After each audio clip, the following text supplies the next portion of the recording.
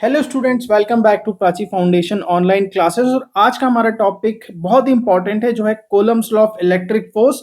और ये इस चैप्टर इलेक्ट्रोस्टैटिक्स का सबसे इंपॉर्टेंट लॉ है और इसके बारे में हम कुछ समझ लेते हैं। इस 1985 में एक फ्रेंच फिजिसिस्ट थे चार्ल्स ऑगस्टिन कोलम। उन्होंने एक्सपेरिमेंटली ये मेजर किया कि जो फोर्स ऑफ अट्रैक्शन और फोर्स ऑफ रिपल्शन होता है दो चार्जेस के बीच में।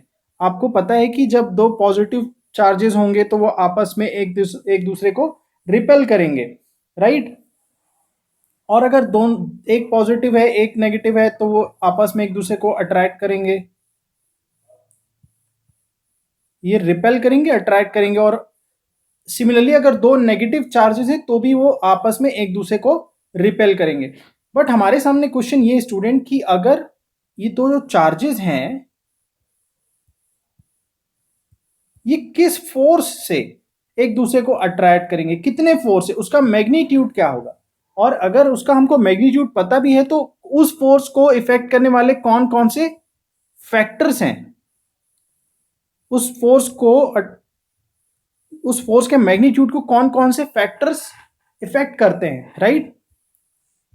तो इसके लिए हमको ये लॉ पढ़ना बहुत ज़रूरी है। और इस लॉ को अगर हम देखें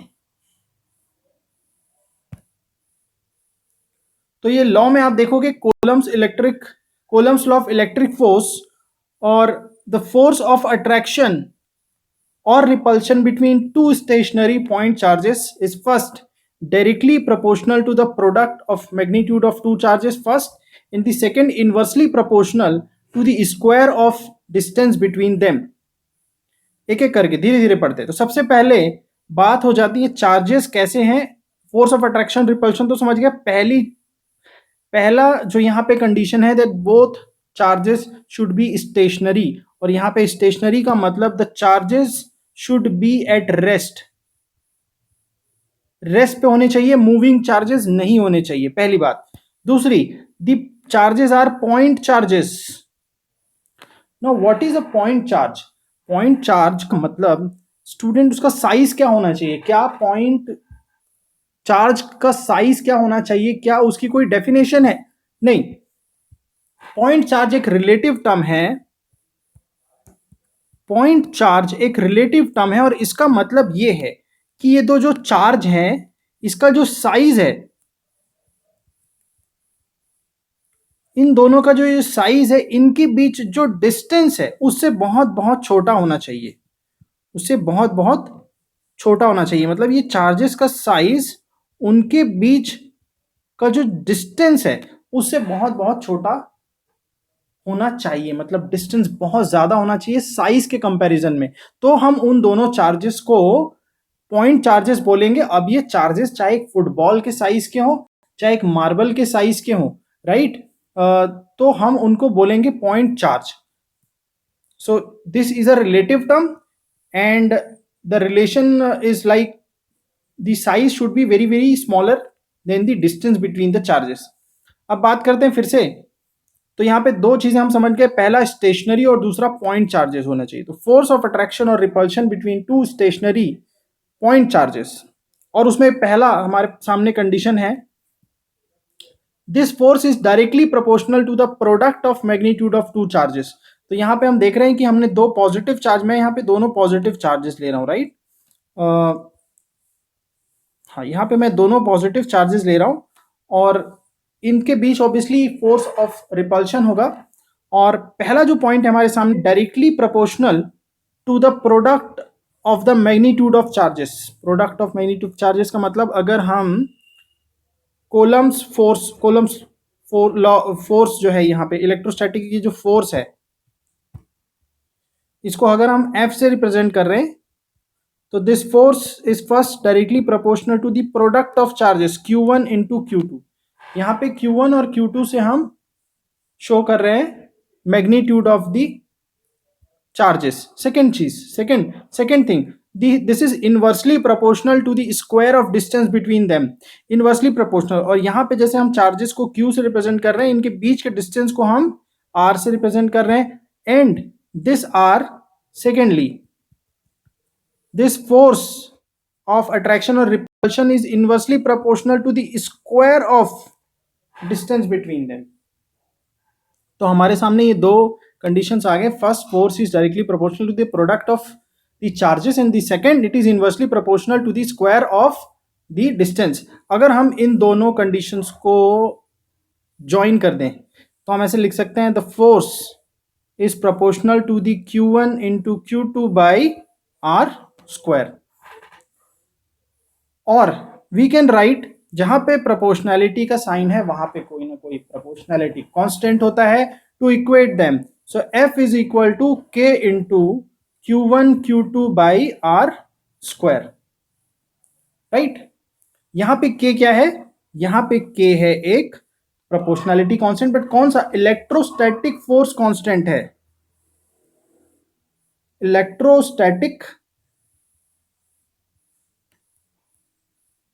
इलेक्ट्रोस्टैटिक फोर्स कांस्टेंट, राइट. और experimentally the value of K is found to be, experimentally the value of K is found to be 1/4 pi epsilon not. ये एप्सिलॉन क्या होता है? ये होता है परमिटिविटी. इसके बारे में मैं भी हम आगे डिस्कस करेंगे. फिलहाल K की वैल्यू होती है 1/4 पाई एप्सिलॉन नॉट, या फिर हम इसकी वैल्यू लिख सकते हैं 9 इंटू 10⁹ न्यूटन मीटर स्क्वायर पर कोलम स्क्वायर. राइट, और एप्सिलॉन नॉट का मतलब होता है परमिटिविटी ऑफ फ्री स्पेस. अभी हम इसको समझेंगे आगे आने वाले वीडियो में. हम पूरे परमिटिविटी के बारे में डिटेल से समझेंगे. Permittivity of free space, right. So ये K की वैल्यू K है और K की वैल्यू है, और ये कैसा है? ये कांस्टेंट है. दूसरी चीज जो यहाँ पे बहुत इंपॉर्टेंट, जो आप यहाँ पे पढ़ सकते हो, तो ये तीनों लाइन आपको समझ में आ गई. ये पहली लाइन तो आपको समझ में आ गई, the force proportional to the product of. पहली लाइन में हमने पढ़ा कि पॉइंट चार्जेस कैसे होने चाहिए? स्टेशनरी होने चाहिए. पॉइंट चार्जेस होने चाहिए, यानी कि उनके बीच का डिस्टेंस साइज के मुकाबले बहुत ज्यादा होना चाहिए. सेकंड, डायरेक्टली प्रोपोर्शनल होना चाहिए द मैग्नीट्यूड ऑफ चार्जेस. ये भी आपको क्लियर है. थर्ड, आपको क्लियर है, inversely proportional to the square of distance between them. So now, और यहाँ पे हमने इन दोनों स्टेटमेंट्स को ज्वाइन कर दिया, right.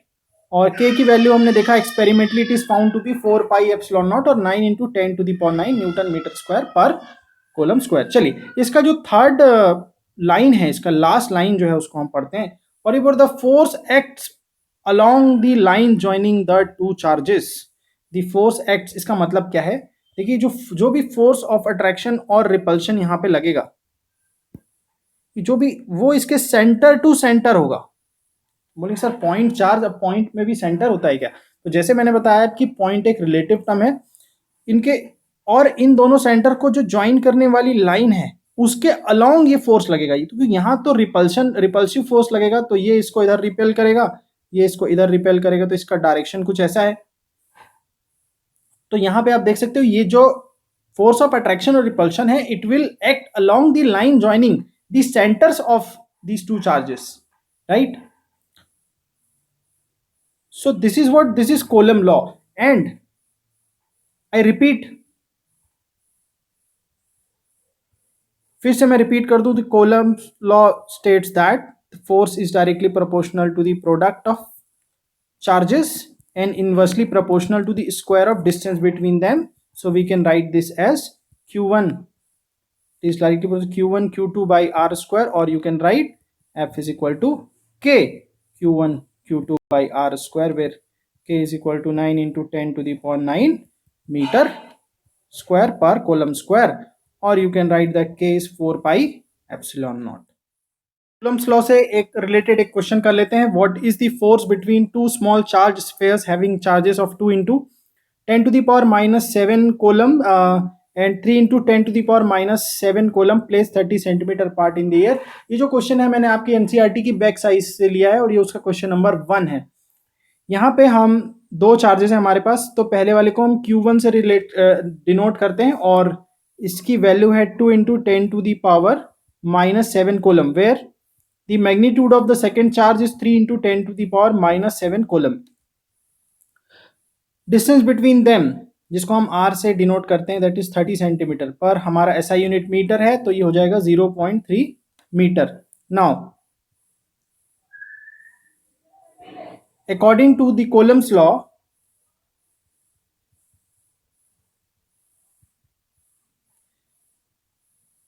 the force is equal to k into q1 q2 by r square, या फिर आप इसको ऐसे भी लिख सकते हैं 1/4 pi epsilon naught q1 q2 by r square. Now we'll put the value. So force is equal to k की वैल्यू होती है 9 into 10 to the power 9. q1 की वैल्यू है हमारे सामने 2 into 10 to the power minus 7. q2 की value है 3 into 10 to the power minus 7 and the value is 0.3 और यहाँ पे इसका स्क्वायर.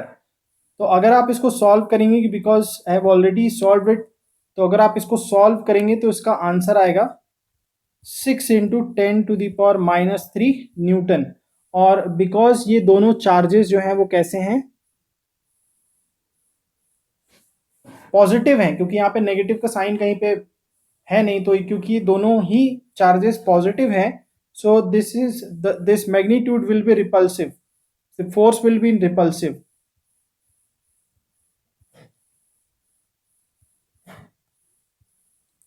तो ऐसे ही बहुत सारे क्वेश्चंस हमको सॉल्व करने हैं, बहुत सारे, और बाकी के क्वेश्चन भी हम देखेंगे.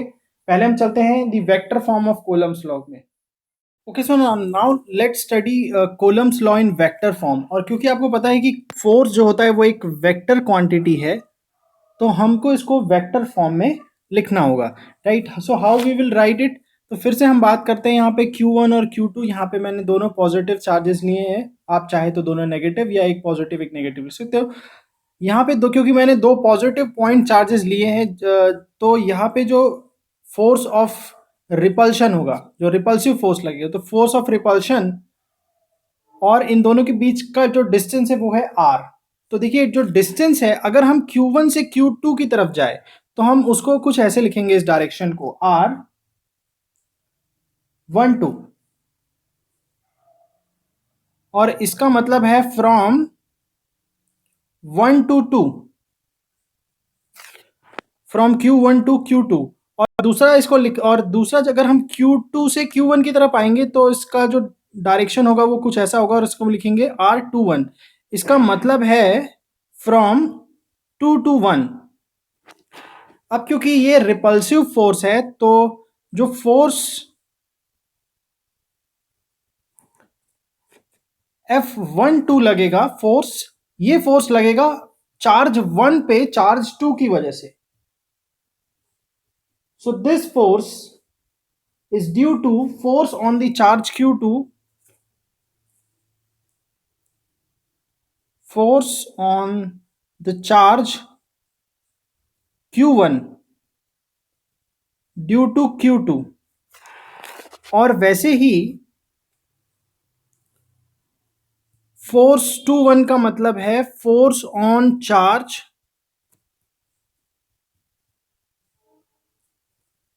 Q2 due to Q1, right.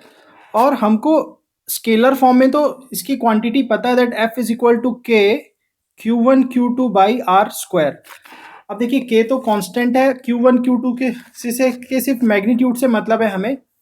तो अगर हम R का यूनिट वेक्टर यहाँ पे पुट कर दें तो ये इसको हम वेक्टर फॉर्म में रिप्रेजेंट कर सकते हैं.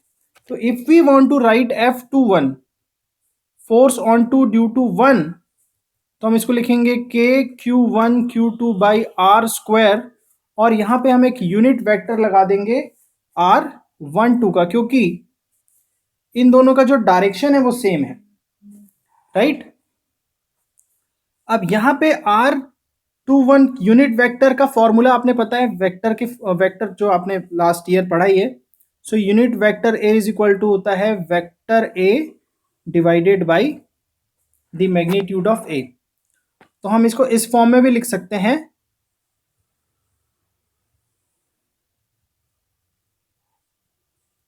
So force on the second charge due to the first charge will be equal to Q1 Q2 by R square, और इस यूनिट वेक्टर को हम इस तरीके से लिख सकते हैं R magnitude of R, right.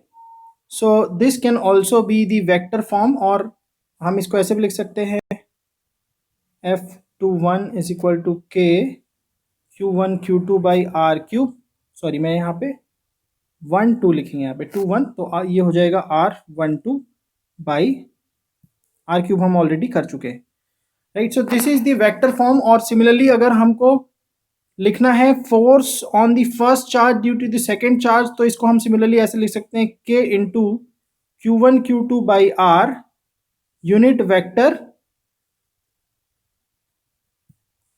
R21, it means from 2 to 1. So this is the vector form of the Coulomb's law. Coulomb's law सभी कंडीशंस में एप्लीकेबल नहीं है, इसकी कुछ लिमिटेशंस हैं, और ये लिमिटेशंस क्या है? First, the electric charges must be at rest, electric charge rest पे होने चाहिए, मूविंग चार्जेस नहीं होने चाहिए। Second, the electric charges must be point charges, कैसे होने चाहिए चार्जेस? पॉइंट चार्जेस होने चाहिए। पॉइंट चार्जेस के बारे में मैंने इसी वीडियो में आपको एक्सप्लेन किया है। Third, the separation between the charges must be greater than the nuclear size, ये दो जो चार्जेस हैं उनके बीच का जो डिस्टेंस है आर, ये न्यूक्लियर साइज से बड़ा होना चाहिए। It means 10 to the power -15 metre से ज़्यादा होना चाहिए ये डिस्टेंस, राइट। तो ये कुछ कंडीशंस है, और आप समझ सकते हैं लिमिटेशंस है जिसकी वजह से आप कूलम्स लॉ को हर कंडीशन में अप्लाई नहीं कर सकते। आगे के वीडियोस के लिए आप प्राची फाउंडेशन को सब्सक्राइब कर सकते हैं और बेल आइकन को क्लिक कर सकते हैं, ताकि आपको रेगुलर इंटरवल्स पे हमारे वीडियोस मिलते रहें। आगे डिस्कस करेंगे कुछ न्यूमेरिकल्स और डाइलेक्ट्रिक कांस्टेंट के बारे में। Thank you.